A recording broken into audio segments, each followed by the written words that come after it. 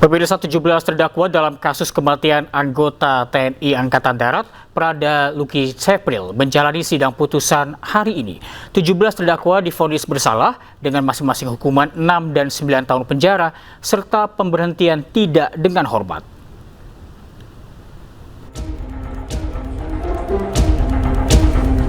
Anggota TNI Angkatan Darat yang menjadi terdakwa dalam kasus kematian Prada Luki Cepril Saputra Namo menjalani sidang putusan di Pengadilan Militer 315 Kupang, Nusa Tenggara Timur. Dalam pembacaan putusan, majelis hakim menyatakan seluruh terdakwa terbukti secara sah dan meyakinkan menganiaya korban secara bersama-sama hingga mengakibatkan korban meninggal dunia. Majelis hakim memutuskan terdakwa berpangkat Tamtama dan Bintara dijatuhi hukuman 6 tahun penjara, sementara terdakwa berpangkat Perwira divonis 9 tahun penjara. Putusan ini sama dengan tuntutan auditor militer sebelumnya. Keluarga korban yang hadir dalam persidangan tampak terharu dan mengaku puas atas putusan hakim. Terima kasih buat semua masyarakat Indonesia dimanapun berada. Terima kasih buat support dan doanya mengenai tadi keputusan dari Bapak Hakim buat ke-17 terdakwa. Kami keluarga merasa puas dan kami berterima kasih buat ketiga Bapak Hakim yang mulia, Bapak Auditor Pengadilan Militer Kupang, juga buat Bapak pejabat di dalam institusi yang kami cintai ini. Terima kasih banyak karena telah memberikan keadilan buat kami. Selain pidana pokok penjara, seluruh terdakwa juga dijatuhi hukuman tambahan berupa pemecatan dari Dinas Militer TNI Angkatan Darat. Para terdakwa juga diwajibkan membayar restitusi kepada keluarga korban dan apabila tidak dipenuhi, maka akan diganti dengan pidana penjara tambahan.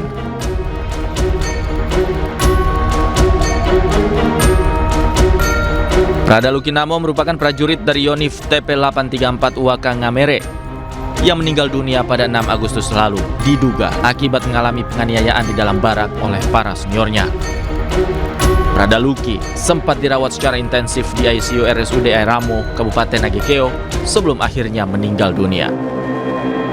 Dari Kupang, Nusa Tenggara Timur, Eman Suni, iNews melaporkan. Pemirsa, sidang gugatan cerai anggota DPR Atalia Praratia terhadap mantan Gubernur Jawa Barat Ridwan Kamil kembali digelar di Pengadilan Agama Bandung. Sidang kali ini beragendakan pembacaan tuntutan.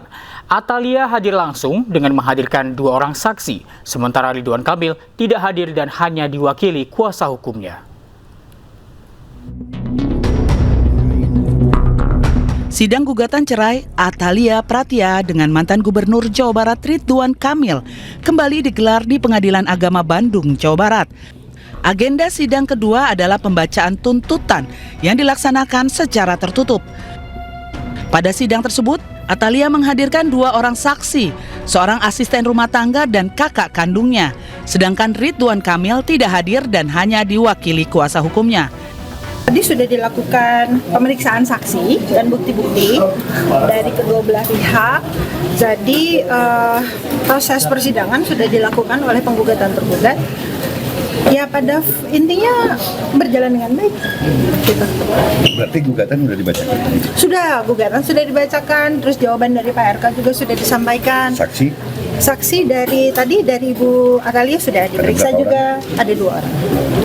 Seluruh rangkaian sidang kedua meliputi pembacaan tuntutan, replik, duplik, serta keterangan para saksi. Sementara itu, saat dikonfirmasi mengenai adanya pihak ketiga yang menjadi penyebab perceraian, tim kuasa hukum Atalia menyangkal hal tersebut. Terkait nama-nama ya yang beredar seperti AKLM terus SM,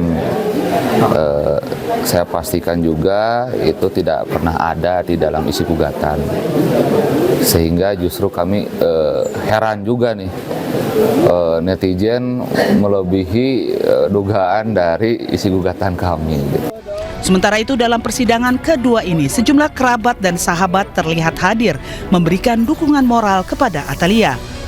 lancar dari mulai pembacaan gugatan, kemudian juga jawaban gugatan, replik, duplik, termasuk juga tadi penyampaian oleh para saksi. Jadi yang tinggal proses berikutnya adalah kita menunggu simpulan dan juga nanti keputusan. Gitu.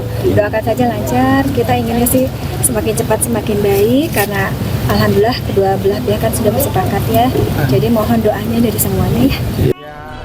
Sidang lanjutan adalah tahap penyampaian kesimpulan sebelum majelis hakim menjatuhkan putusan. Pemirsa, kreator konten Ramon Doni Adam atau DJ Doni melaporkan 2 teror yang dialaminya ke Polda Metro Jaya. DJ Doni yang aktif mengkritik pemerintah mendapat kiriman bangkai ayam dan lemparan bom molotov.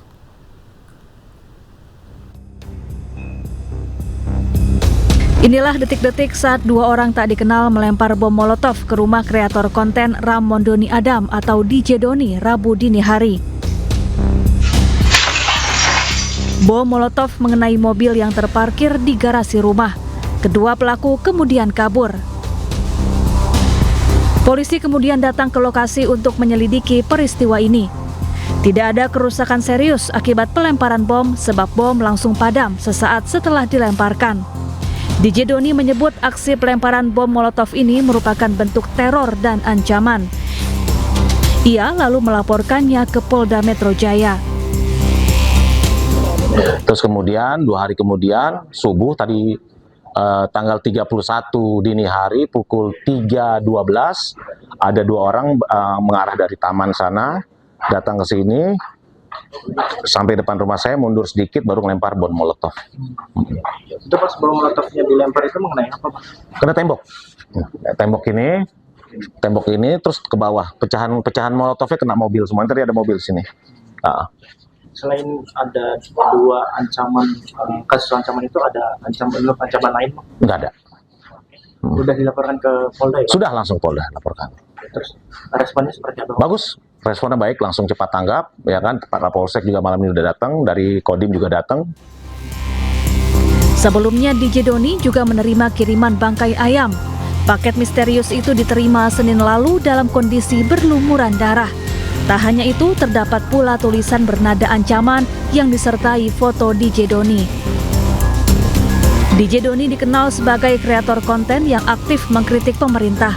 Mulai dari program-program pemerintah, penegakan hukum, penangkapan aktivis, masalah lingkungan, hingga penanganan bencana di Sumatera. Tim Liputan iNews melaporkan. Lu gak usah takut kalau bersuara ya. Diduga sering mengkritisi penanganan bencana Sumatera, influencer aktivis Shirley Anavita mendapat ancaman teror. Teror diterima berupa lemparan telur hingga ancaman melalui pesan tertulis. Keluar dari tempat tinggal dan sering mendapati ini di depan ada 1 kantong telur yang sudah dilemparkan dan ini pecahannya teman-teman bisa lihat sampai ke sana, di sana. Dan tadi di depan sini saya juga mendapati gulungan kertas kayak gini. Saya belum buka ini isinya apa. Dan di depan ternyata mobil juga dicoret atau dipiloks warna merah begini. Dan di samping juga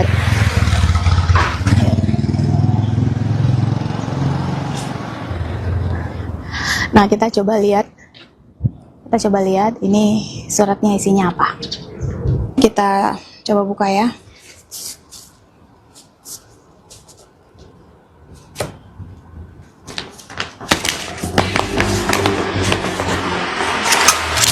Ini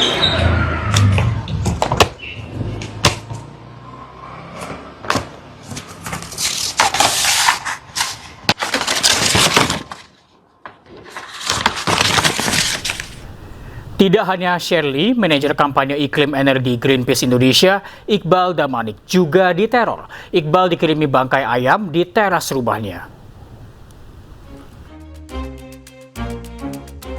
Indonesia menduga kiriman ini sebagai teror terhadap kerja-kerjanya.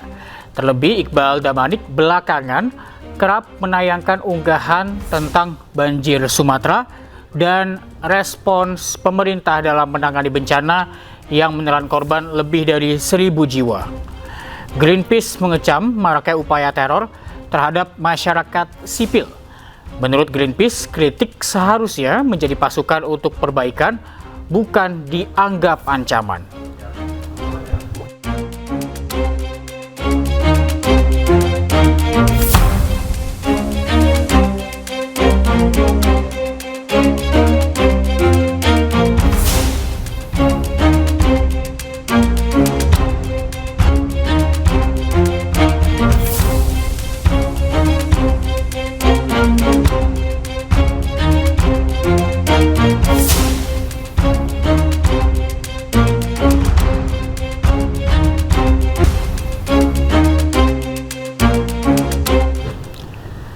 Juru bicara Partai Demokrat Herzaki Mahendra meminta semua pihak untuk fokus pada penanganan bencana Sumatera. Hal ini ia sampaikan lantaran banyaknya tudingan atau pengalihan isu politik yang menyeret Partai Demokrat di tengah situasi bencana.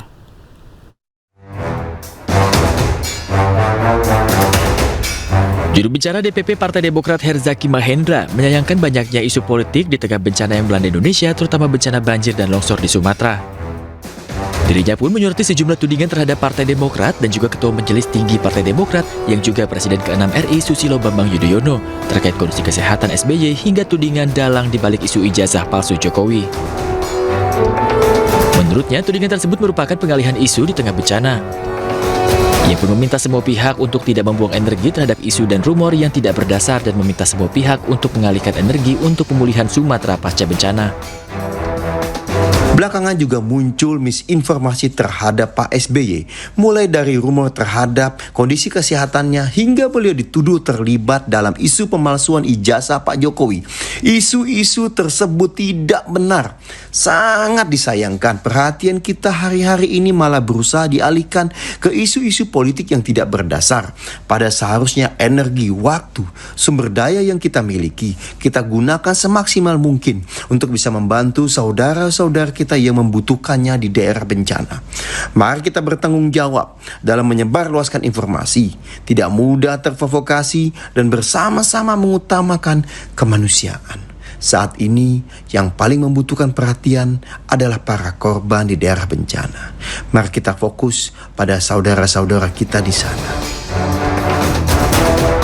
Sebelumnya, Partai Demokrat dan Presiden ke-6 RI Susilo Bambang Yudhoyono terseret isu dalang dibalik kasus ijazah palsu Presiden ke-7 RI Joko Widodo.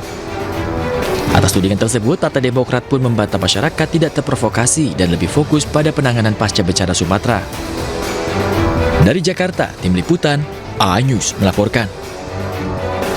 Pergantian malam tahun baru berlangsung semarak di kawasan Bundaran HI Jakarta Pusat. Ribuan warga memadati kawasan tersebut sambil menikmati panggung hiburan yang disiapkan oleh pemerintah Provinsi DKI Jakarta.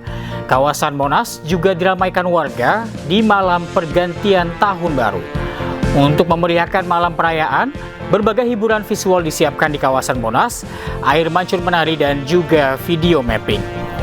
Empati kepada korban bencana, malam pergantian tahun baru di Jakarta dilaksanakan dengan sederhana, tanpa pesta kembang api yang meriah seperti tahun lalu.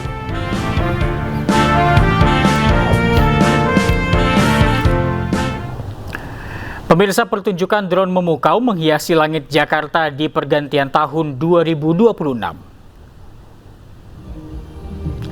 Ratusan unit drone diterbangkan secara serentak membentuk berbagai pola dan visual atraktif di kawasan Bundaran HI Jakarta.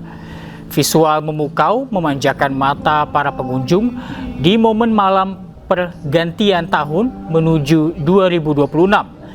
Pertunjukan drone menjadi rangkaian yang disajikan oleh pemerintah Provinsi DKI Jakarta selain hiburan musik, seni, dan juga budaya.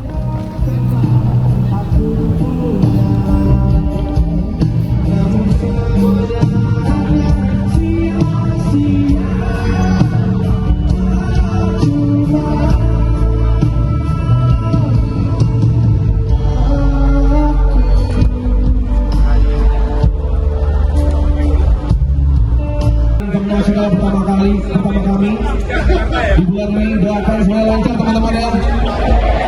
Amin. Oke, karena ini adalah malam yang sangat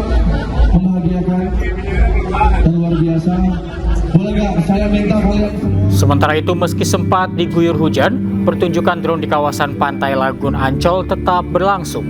1000 drone diterbangkan ke atas langit, lengkap dengan cahaya LED dan membentuk berbagai pola. Atraksi ini pun sontak membuat kagum para pengunjung. Untuk saudara-saudara kita di Sumatera, semoga selalu diberi kekuatan, perlindungan, dan harapan yang lebih baik ke depannya.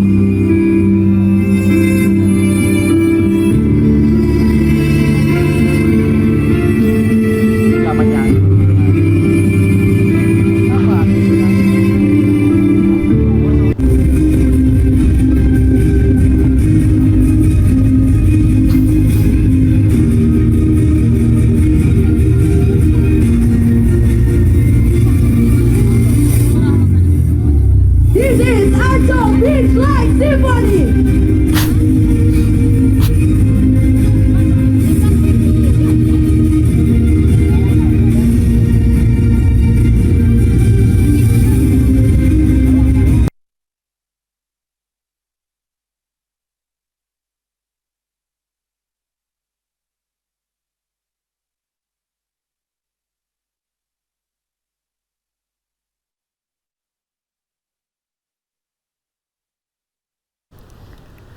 Pemirsa, perayaan malam pergantian tahun begitu semarak di sejumlah daerah seperti di Kota Bandung, Jawa Barat dan Surabaya, Jawa Timur.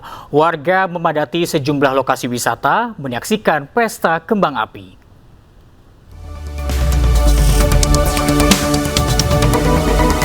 Ribuan warga dan wisatawan dari berbagai daerah memadati kawasan wisata Asia Afrika dan Braga, Kota Bandung untuk merayakan malam pergantian tahun.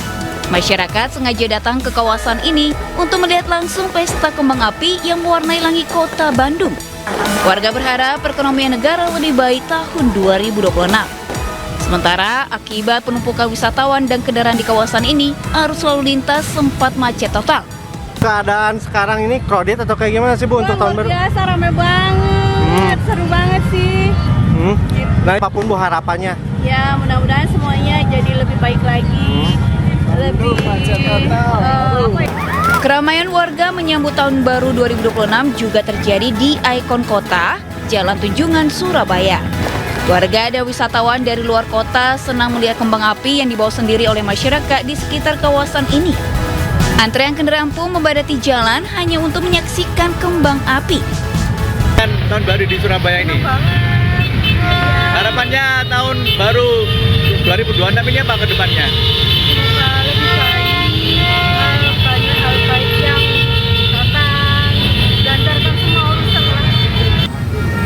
Malam tahun baru kali ini, Pemkot Surabaya tidak menggelar acara khusus dan pesta kembang api untuk masyarakat. Namun demikian, semarak tahun baru 2026 ini tetap penuh harapan untuk lebih baik. Dari Bandung, Jawa Barat dan Surabaya, Jawa Timur, Tim Liputan iNews melaporkan. Pemirsa, gelombang tinggi dan angin kencang melanda kawasan Pantai Carita, Pandeglang, Banten. Ketinggian gelombang mencapai 2,5 meter. Cuaca buruk yang membuat tinggi gelombang laut melanda Pantai Carita, Pandeglang, Banten. Cuaca buruk melanda wilayah pantai hingga membuat pengunjung tidak bisa bermain air di pantai lantaran khawatir terseret ombak. Ketinggian gelombang yang mencapai 2,5 meter membuat pihak penjaga pantai meminta pengunjung untuk waspada saat di bibir pantai dan dianjurkan tidak berenang. Ya, baru pertama ini saya kesini. Tapi rame-rame kesini? Ya, rame-rame. Bu, ini melihat kondisi pantai Carita sekarang gimana nih Bu? Ya, lagi cuacanya sedang tidak baik lah, sedang buruk. Buruk ya? Ya, ini gelombangnya tadi, tinggi banget. Gelombangnya tinggi juga ya? Iya. Tapi tadi Bu sempat berenang nggak tadi Bu? Enggak sempat berenang. Apa takut? Takut.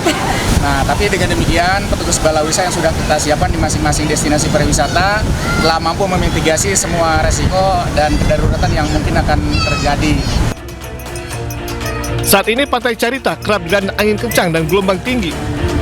Fenomena ini sering terjadi pada akhir tahun hingga awal tahun, di mana musim hujan sedang menuju puncaknya. Dari Pandeglang, Banten, Iskandar Nasution, iNews melaporkan. Ribuan wisatawan memadati sejumlah tempat wisata di kawasan Lembang, Bandung Barat. Salah satunya Lembang Park and Zoo yang menjadi favorit wisatawan.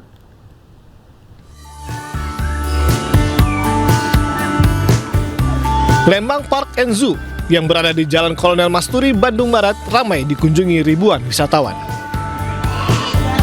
Pengunjung menikmati berbagai wahana, mulai dari memberi makan hewan langka, hingga berkeliling di area kampung satwa menggunakan truk warawiri ala militer untuk merasakan melihat hewan buas dari dekat dengan aman. Pada libur panjang ini, terasa istimewa dengan kehadiran 2 anak harimau Golden Tabby yang baru berusia 1 bulan. Selain itu, koleksi terbaru yang hadir diantaranya 4 ekor lemur ekor cincin dewasa yang juga primata khas dari Pulau Madagaskar, Afrika. Takut nggak? Hah? Enggak. Terus ngasih makan apa aja nih? Makan kuaci. Seru nggak? Seru. Dari mana ada asalnya? Korea. Kesini sama siapa aja? Kalau untuk wisatawan kita mungkin sudah hampir di angka yang cukup tinggi ya dibanding sebelumnya, meskipun baru naik kita 2 hari yang lalu. Pengunjung diperkirakan akan terus bertambah hingga minggu mendatang, yang menjadi hari terakhir masa libur Nataru. Dari Bandung Barat, Jawa Barat, Yuwono Wahyu, iNews melaporkan. Musim libur tahun baru, kota kartun Ibarbo Park di Sleman, Yogyakarta dipadati ribuan wisatawan. Wisatawan menikmati puluhan wahana bertema dunia kartun.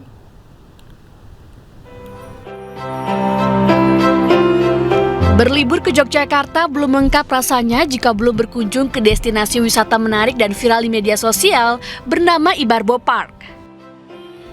Berlokasi di Jalan Raya Magelang kilometer 14 Sleman, taman wisata keluarga dengan konsep kota kartun dan wahana permainan edukatif ini selalu ramai pengunjung. Di Ibarbo Park, pengunjung bisa menikmati 23 wahana dengan spot foto menarik dan instagramable yang tersebar hampir di setiap sudut, membuat pengalaman liburan lebih terasa menyenangkan. Wisatawan juga bisa berkeliling naik kereta yang ditarik dinosaurus maupun kendaraan mini sembari menikmati keindahan deretan rumah kartun dengan beragam karakter. Pada pergantian tahun baru tercatat lebih dari 3.500 wisatawan memadati Ibarbo Park. Mereka datang dari berbagai daerah di Indonesia seperti Bandung, Jakarta, Surabaya, hingga dari luar Jawa. Ini banget ya, bikin menarik banget, banyak wahananya. Anak-anak jadi puas, main yang terusan bisa seluruh wahana bisa ikut bermain. Jadi kayak di Disney juga ya, kayak Disneyland juga ya, Disneylandnya mini Disneyland Indonesia yang affordable.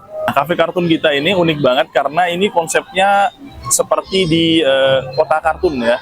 Jadi ini banyak sekali figur-figur dan banyak sekali warna yang bisa teman-teman jadikan sebagai tempat untuk jepret-jepret foto maupun konten.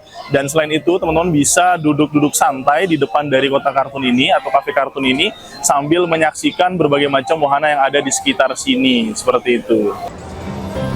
Diperkirakan jumlah kunjungan wisatawan di objek wisata Ibarbo Park akan mengalami puncaknya pada akhir masa liburan sekolah di awal tahun 2026 dengan perkiraan sebanyak 4.000 lebih pengunjung. Dari Sleman, Yogyakarta, Heruti Joko, iNews melaporkan.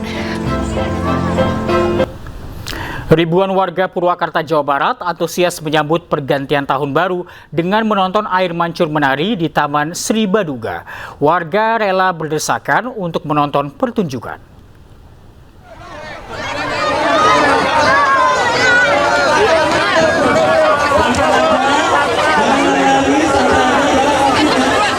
Ribuan wisatawan berdesakan di gerbang masuk Taman Air Mancur Menari Sri Baduga, Purwakarta, Jawa Barat.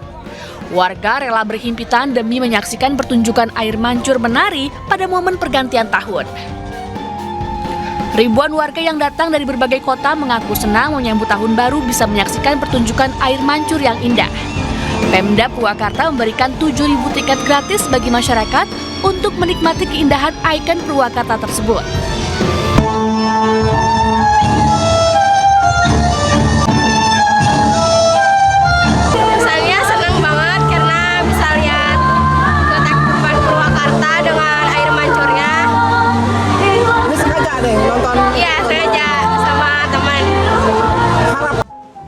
Sementara itu, Kabid Pariwisata Purwakarta menjelaskan pergantian tahun baru kali ini dilakukan secara sederhana tanpa adanya pesta kembang api karena dalam kondisi berkabung atas bencana yang menimpa Sumatera.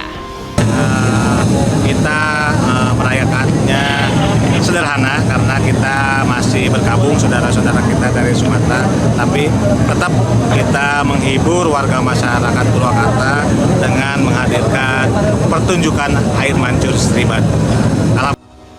Tingginya antusiasme masyarakat terhadap pertunjukan air mancur si Baduga ini diharapkan dapat menjadi penutup tahun yang berkesan sekaligus memperkuat ikon wisata unggulan di Kabupaten Purwakarta. Dari Kabupaten Purwakarta, Jawa Barat, Irwan, iNews melaporkan. Kebahagiaan menyelimuti pasangan suami istri asal Kecamatan Gebang, Kabupaten Cirebon, Jawa Barat di awal tahun baru 2026. Mereka dianugerahi seorang bayi mungil yang lahir tepat di 1 Januari 2026 pukul 00.01 waktu Indonesia Barat.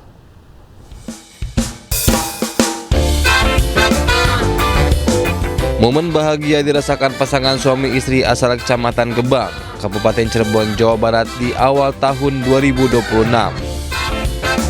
Bagaimana tidak, beberapa detik setelah tahun berganti, mereka dianugerahi seorang bayi berjenis kelamin perempuan tepat pada tanggal 1 Januari pukul 00.01 waktu Indonesia Barat. Sang buah hati lahir dengan sehat dengan berat 2.925 gram dan panjang 48 cm. Kebahagiaan pasutri ini semakin terasa karena bayi mungil ini hadir bertepatan dengan hari ulang tahun mereka yang pertama. Masya Allah, berkah-berkah ya.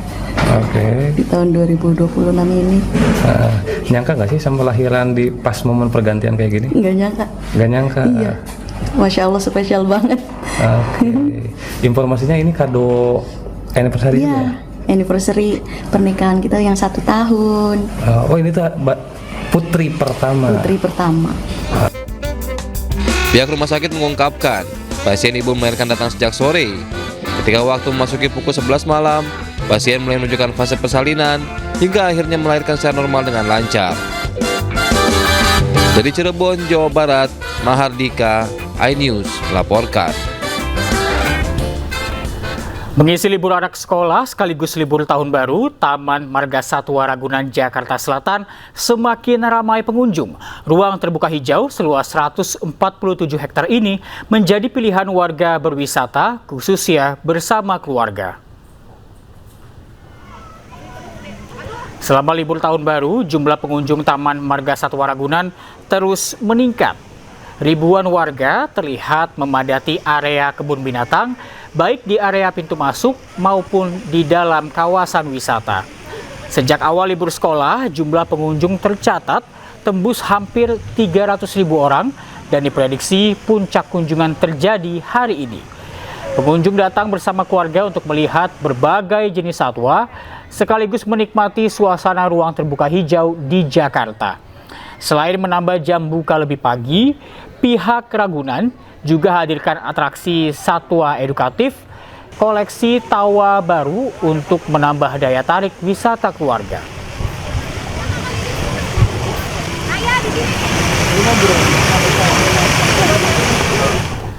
Libur tahun baru sejumlah tempat wisata di Jakarta ramai pengunjung. Untuk mengetahui kondisi terkini, kita telah terhubung dengan jurnalis iNews Hendry Aprila yang ada di Dunia Fantasi Ancol, Jakarta Utara, dan juga Ismalia di Taman Marga Satwa Ragunan, Jakarta Selatan.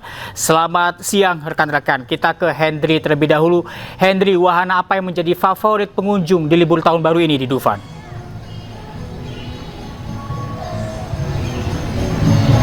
Ya, untuk di tempat kami melaporkan saat ini, yakni di Dunia Fantasi ataupun di Dufan, tepatnya di kawasan Ancol, Jakarta Utara ini sangat menyenangkan sekali, atau momen yang sangat tepat sekali untuk mengisi hari pertama di tahun 2026, terutama ini juga di momen libur. Kita sedikit jalan-jalan ya Reza ya, di belakang kami saat ini menjadi salah satu spot ikonik di Dufan. Biasanya masyarakat datang setelah berlibur, kemudian juga menikmati berbagai wahana, bersuah foto ataupun mengabadikan momen di spot ini. Tidak hanya itu, di belakangnya juga bisa langsung menikmati wahana yang tadi juga kami sempat coba. Bahkan ini sangat menyenangkan sekali, yang tidak hanya dicoba oleh orang dewasa saja, namun juga anak-anak pun bisa menikmati wahana tersebut.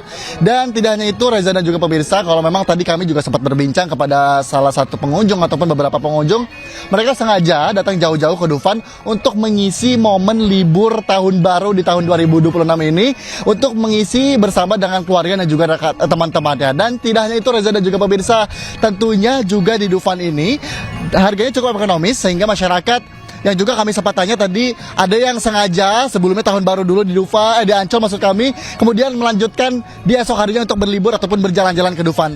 Tentu tidak hanya di salah satu spot wahana saja, namun juga ada berbagai macam wahana yang dapat dinikmati oleh para pengunjung untuk bisa merasakan berbagai sensasi, dari mulai sensasi yang biasa saja, bahkan juga tadi kami lihat ada yang cukup menantang sekali ya, sehingga mereka ataupun para pengunjung sempat teriak-teriak. Namun sepertinya setelah bekerja ini, saya juga mau coba wahana-wahana yang menyeramkan ataupun menguji mental saya ini, karena sambil berlibur kita bisa sambil jalan-jalan. Sementara Reza, saya kembalikan ke Anda ke studio. Baik, terima kasih Endil. Dan berikutnya kita ke Ismalia. Ismalia, hingga saat ini jumlah pengunjung yang datang ke Ragunan apakah terus bertambah?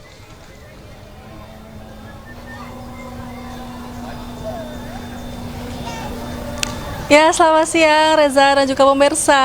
Kami mengawali di tahun 2026 ini dengan berwisata melihat banyak binatang-binatang di Taman Wisata Marga Satwa Ragunan, Reza. Dan di Ragunan ini, di tahun ini ada yang baru nih, karena mereka memiliki hewan baru. Ini bisa dibilang hadiah tahun 2026. Ini merupakan Watusi. Jadi Watusi ini merupakan sapi asal Afrika, Reza. Jadi nggak perlu jauh-jauh ya kalau misalnya Reza dan pemirsa ini mau ngelihat sapi Afrika. Kita coba akan tanya-tanya kepada salah satu pengunjung. Mungkin mereka sedang melihat Watusi. Ini bisa dilihat Reza. Ini mereka sangat antusias sekali karena ini memang hewan baru, hadiah tahun baru. Jadi mereka juga dari Watusi ini mereka masih malu-malu, mereka masih berada di kandang seperti itu, dan juga mereka sepertinya baru saja beristirahat. Dan hewan Watusi ini mereka mempunyai ciri khas yakni mempunyai tanduk yang besar, namun tidak hanya hiasan di tanduk yang besar ini. Jadi mereka juga tanduk yang besar ini merupakan pertahanan untuk mereka dan juga pengatur suhu tubuh mereka. Coba kita akan tanya-tanya kepada salah satu pengunjung. Halo, selamat siang Kak. Siang. Iya, dari mana nih Pak? Dari Cirebon. Oh, dari Cirebon, jauh-jauh. Oke, ini memang sengaja ke Ragunan atau seperti apa Pak? Ya, sengaja liburan. Oh, liburan. Oke, tadi adanya baru lihat apa aja hewannya? Apa ya? Berusaha ya. Banyak ya, seneng ya deh ya? Seneng gak ya? Oke, senang ya. Oke Pak, terima kasih banyak ya Pak. Ya tadi baru saja kita ngobrol-ngobrol dengan salah satu pengunjung. Memang di sini libur Natal dan Tahun Baru dan juga libur anak sekolah. Jadi memang banyak orang tua yang datang ke sini bersama anaknya. Selain bisa untuk berwisata, mereka juga mengedukasi karena mereka bisa melihat banyak satwa-satwa di sini. Ada banyak harimau, satwa dari Indonesia seperti orang hutan, dan juga mungkin satwa seperti ini Watusi. Jadi satwa asal Afrika. Jadi mereka banyak sekali mengedukasi selain mereka bisa berwisata. Selain itu juga di Ragunan ini, selain bisa melihat hewan, karena memang di sini situasinya sangat teduh, Reza. Di sini juga para keluarga yang mau menghabiskan liburan ini bisa sambil bertamasya di sini. Sekian, kembali ke Anda Reza. Baik, terima kasih Ismalia melaporkan dari Ragunan, Jakarta Selatan. Dan sebelumnya ada Hendri Aprila dari Dufan Ancol, Jakarta Utara. Terima kasih rekan-rekan, selamat siang, selamat bertugas kembali. Menteri Keuangan Purbaya Yudi Sadewa merespon santai Kepala Staf Angkatan Darat Baruli Simanjuntak terkait pembangunan jembatan darurat pasca bencana di Sumatera yang disebut-sebut dilakukan dengan cara berutang. Terkait hal itu, Purbaya baru mengetahui adanya persoalan utang dalam pembangunan jembatan darurat. Bisa cairan, bisa Anda ambil. Itu mau kapan di-deploy-nya? Rapat koordinasi membahas percepatan pemulihan pasca bencana di sejumlah wilayah Sumatera termasuk pembangunan infrastruktur darurat. Suasana rapat berlangsung cair dan sesekali diwarnai candaan dari para pejabat yang hadir. Bahkan Menteri Keuangan Purbaya Yudi Sadewa sempat melontarkan candaan bernada sindiran terkait mekanisme pembiayaan penanganan di daerah terdampak bencana. Dalam rapat ini, Purbaya mengaku baru mengetahui adanya biaya yang masih ditanggung TNI Angkatan Darat. Purbaya juga bertanya, siapa yang menjamin hutang TNI Angkatan Darat? Yang kami tahu kan selama ini satu pintu lewat BNPB. harusnya sih kita anggap lancar tadinya. Tapi saya baru tahu bahwa sebelah saya punya utang banyak rupanya. Bapak kalau ngutang jembatan jaminannya apa? Ya tentara, Pak.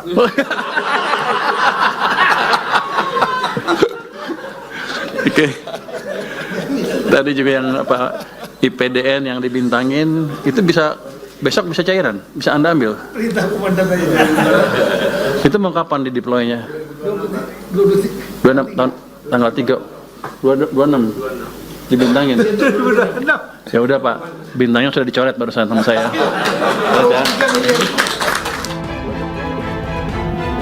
Candaan Purbaya langsung dijawab oleh Kepala Staf Angkatan Darat. Tak hanya itu, candaan Purbaya juga disambut tawa oleh seluruh peserta rapat di dalam ruangan. Tim Liputan iNews melaporkan. Pemirsa, Presiden Prabowo Subianto menghabiskan malam pergantian tahunnya dengan warga terdampak bencana di Sumatera Utara. Kehadiran Presiden Prabowo menjadi wujud hadirnya pemerintah di tengah kondisi setempat saat ini.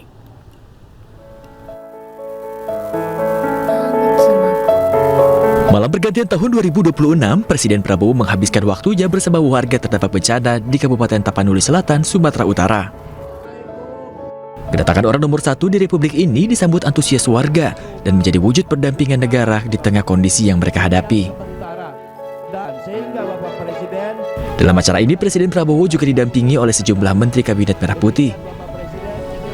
Di tengah musibah yang dialami warga, Presiden Prabowo tetap menyemangati warganya, diantaranya dengan menonton pertunjukan layar tancap bersama warga.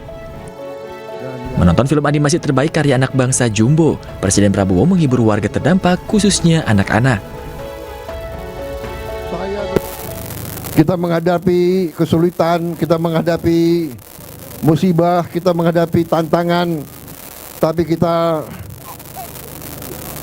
harus terus semangat, ikhlas, kita harus terus kuat, tegar jiwa kita, dan yang paling penting tadi, kita harus gotong royong, kita harus bersama-sama menghadapi kesulitan.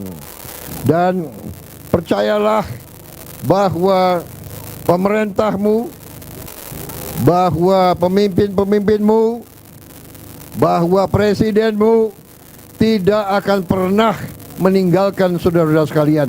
Kita akan bersamamu.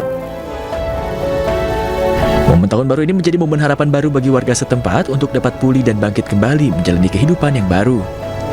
Dari Sumatera Utara, Tim Liputan iNews melaporkan. Presiden Prabowo kembali mengunjungi lokasi bencana di Sumatera. Presiden meninjau pembangunan jembatan Bailey, Sungai Garoga di Batang Toru, Tapanuli Selatan yang sebelumnya hancur diterjang banjir bandang.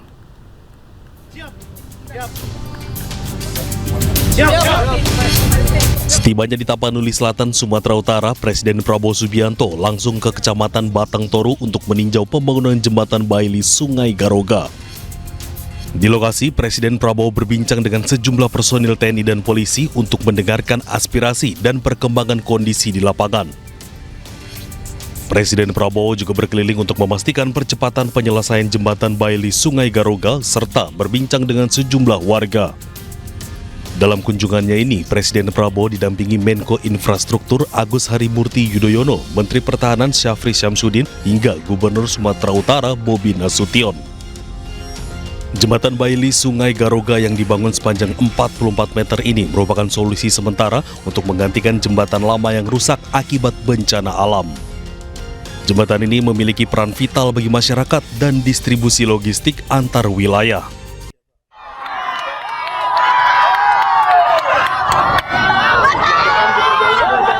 Sementara saat akan meninggalkan lokasi, ratusan warga sempat berebut ingin bersalaman dengan Presiden Prabowo. Sebelumnya, Presiden Prabowo tiba di Bandara Raja Sisimangaraja Silangit pada Rabu siang. Setelah disambut sejumlah menteri dan pejabat, Presiden Prabowo kemudian langsung naik helikopter menuju Batang Toru, Tapanuli Selatan. Pemirsa, pasca bencana yang melanda sejumlah wilayah di Sumatera, upaya pemulihan akses jalan dan jembatan terus dikebut. Berbagai pihak bahu-membahu membangun jembatan darurat dan membuka jalur alternatif untuk mendukung mobilitas warga. Melanda sejumlah daerah di Sumatera, pemulihan akses jalan dan jembatan terus dipercepat. Di Provinsi Aceh, sebanyak 11 jembatan terdampak kini telah difungsionalkan secara bertahap. Salah satu yang kini sudah dapat dilalui adalah Jembatan Lawe Mengkudu 1. Jembatan sepanjang 36 meter ini menjadi jalur penghubung vital antara Kabupaten Gayo Luwes dan Aceh Tenggara. Untuk sementara, akses Jembatan Lawe Mengkudu difungsikan menggunakan Jembatan Beli sebagai jembatan darurat. Pembangunan jembatan permanen akan dilanjutkan Kementerian Pekerjaan Umum dan sejumlah pihak terkait agar akses transportasi kembali normal dan juga aman. Aceh Timur, alhamdulillah dari jam 10 sudah fungsional. Jadi boleh dikatakan seluruh Aceh Timur sudah bisa terhubung. Dan kita sekarang tinggal fokus ke nembus ke Aceh Tengah. Dan ditargetkan sih sekitar akhir bulan bisa tembus. Dan dari jalur apakah dari Melapo atau dari arah KKA tembus ke Aceh Tengah dan Biren.